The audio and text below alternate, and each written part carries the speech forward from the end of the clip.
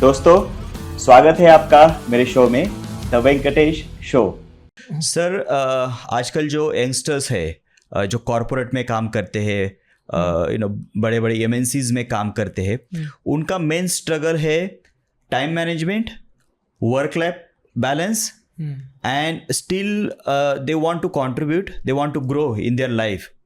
तो ये सारी चीज़ें कैसे बैलेंस करें?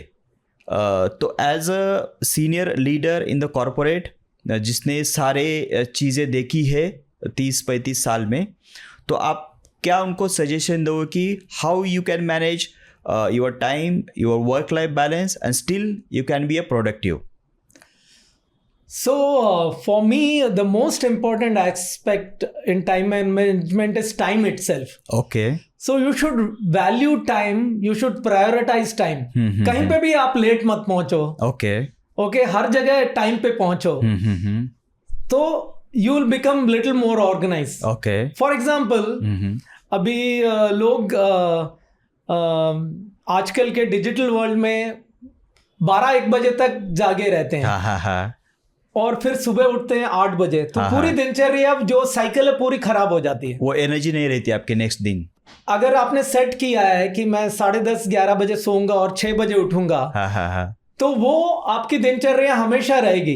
लेकिन अगर आपने सोचा कि मैं 1 बजे तक जागूंगा, 1 बजे तक कुछ करूंगा, फिर 8 बजे उठूंगा, तो it is impacting your whole day.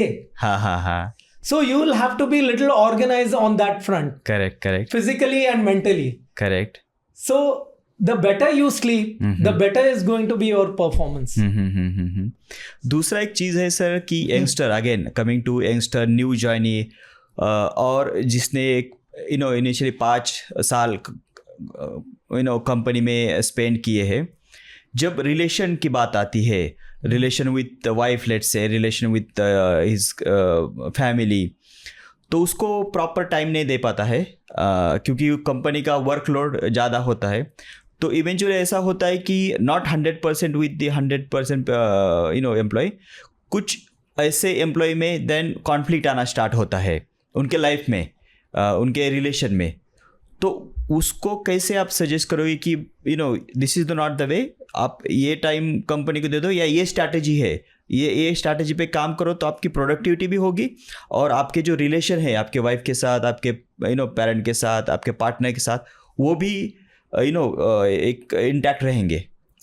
मेरे ख्याल से इन सब में, रिलेशनशिप में, communication is very important. Okay.